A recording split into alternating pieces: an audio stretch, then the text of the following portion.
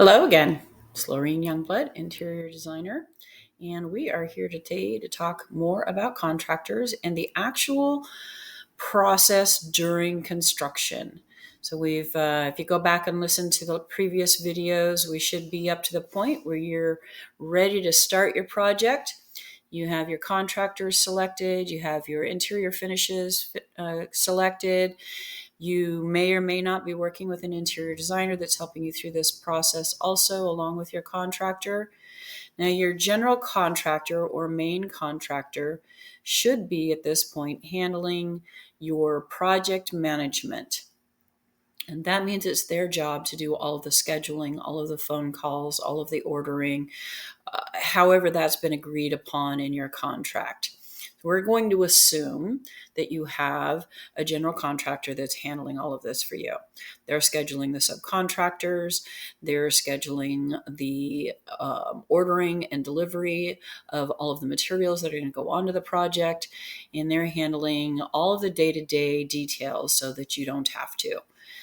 Now, I also have a course coming soon on how to manage your own project if you want to handle all of that stuff.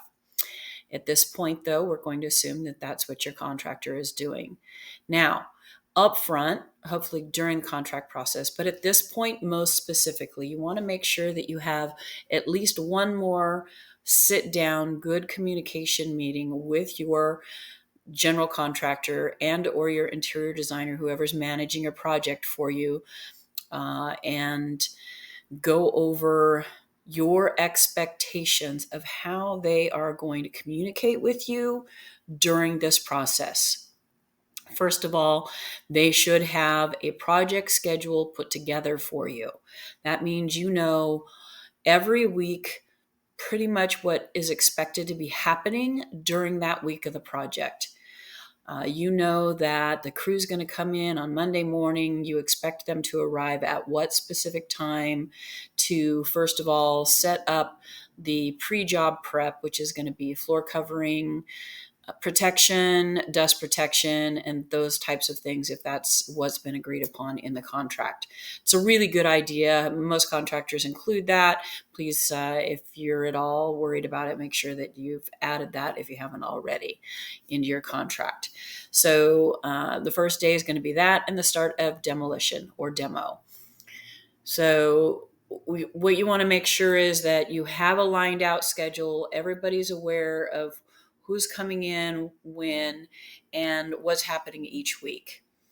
And that should be lined out at this point before they even come in and start the project. If you don't have a project schedule, please don't let them start demolition, because you need a project schedule or it's going to, well, schedules get sidelined at some point, often during a project, but a well laid out, predetermined schedule by your general contractor will alleviate and eliminate most of that, and so that any little glitches don't really affect the overall project.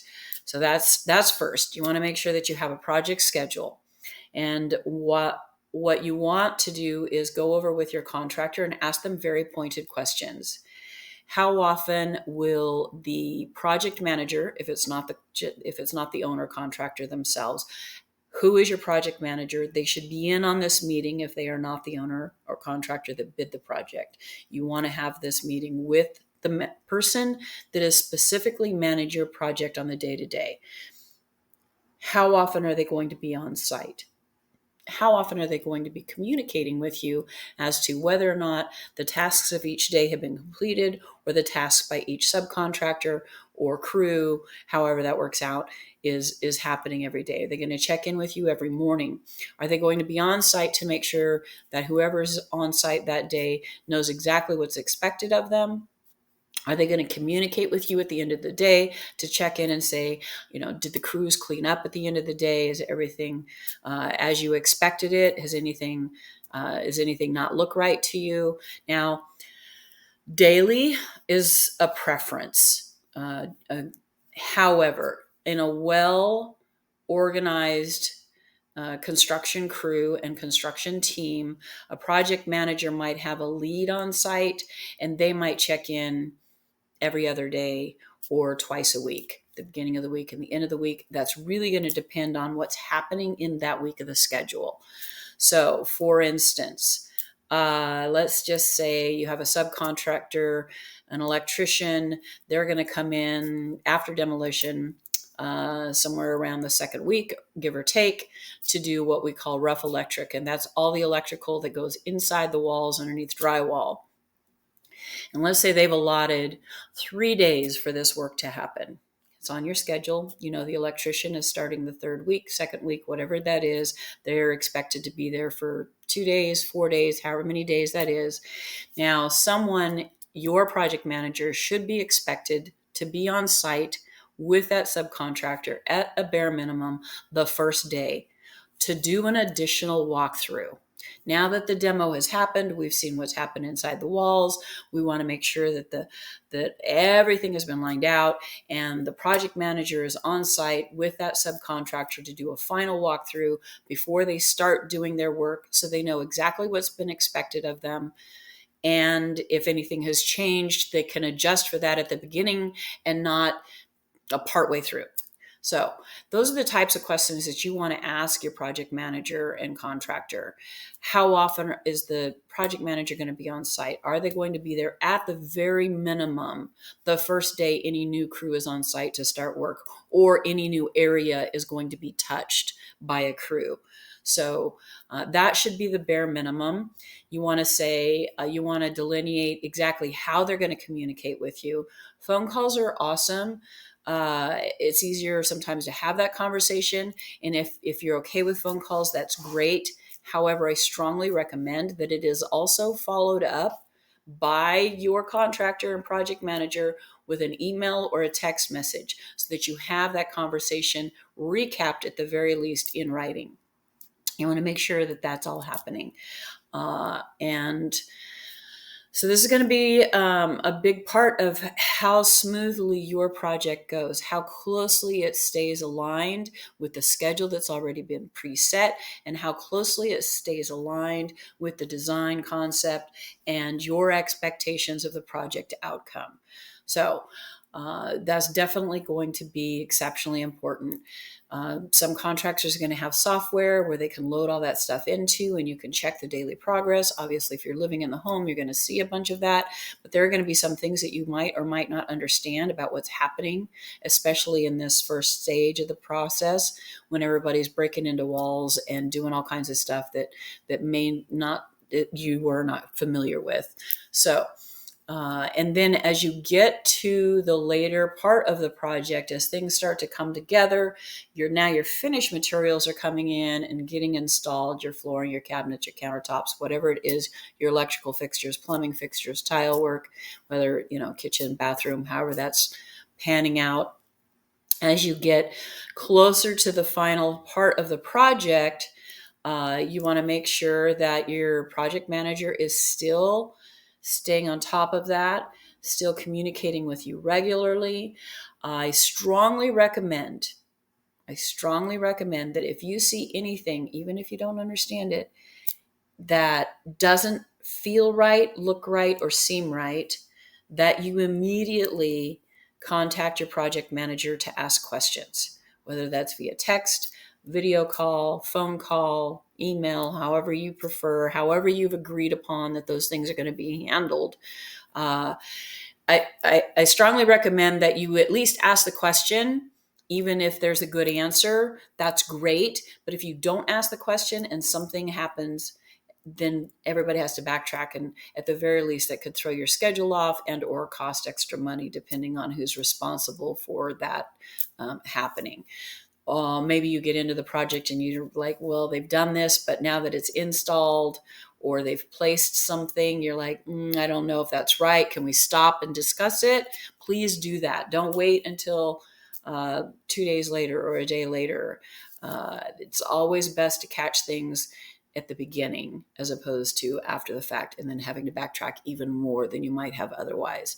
Hopefully by this point you've decided on so many things and everything is really clear that you don't run into too much or any of that. Then at the end of the project, what you should expect is a final walkthrough with you and your contractor, project manager, hopefully maybe even your interior designer if you have one. A final walkthrough. They say, okay, everything's installed. You might maybe only be waiting for an item or two, something, at the end of the project. Sometimes there's a few loose ends, but a final walkthrough is your punch list. And this is very important part of the project. Before you finish paying your contractor, there should be some portion of the contract that has not been paid up to this point. I recommend this. Most contractors are fully aware 10 or 20% is held back until everybody's happy. And so what you want is to go through every single thing. That means opening drawers, opening doors, making sure windows or doorways, everything is working. Everything looks the way you expect it. You've checked the details, and project's been cleaned up. The contractors are out of your house, and hopefully you've gone through and this is where the last minute things. Oh well, there's a spot that needs to be paint touched. That's pretty common. Paint touch ups. Maybe a couple of trim pieces here or there that didn't get installed or missed, or maybe you don't like the way they look, something like that. You just want to make sure that you catch all that stuff. Blue painter's tape is your friend at this point, because what you want to do is before the contractor gets there, you want to have done a walkthrough yourself and stick a little piece of blue painter's tape on anything you see that you have questions about or you want changed or touched up. And then the contractor will come through. You have a list. It's all marked. Everybody knows these are the items on what we call a punch list. The punch list is the final list of things that need to be taken care of for both of you to agree that the project is complete and everybody is done and happy. And at this point, and then typically, unless something is back ordered or really weird, you want that handled within less than 14 days, less than 2 business weeks. That would be the preference, preferably within less than a week, but it just depends on what it is and how that plays out. And then at that point, you can say, yep, I've checked off. Everything is beautiful. I'm super happy. And you get to cut the final check. And then you never get to see them again because now you have your beautiful new space and you're super happy. And honestly, don't forget to leave reviews for your contractors. I think it's very important. I think that's something I know reviews are exhausting and tiring. But it is important for future clients, just like as you did your due diligence. It's important for future clients to know how it went and be honest. I'm ecstatic with the finished product. However, there were some glitches where we might have had some trouble with communication, or he was really great at communicating, and we really liked all but one of his subcontractors, whatever that is. And maybe some of that's a private conversation with a contractor, but please make sure to leave reviews. Try not to go on too much about that. So, communication. Regular communication, honest communication. Most things can be handled, changed, and fixed. And hopefully if ever all the pre-work that we've talked about up to this point has been done, you will have very little of that. And I hope you enjoy this. Now, the next video will be on change orders because you will have some. So stay tuned. Next week, we'll have a video on how to handle change orders and what to expect with that. Have a sacred day. Thank you so much for watching.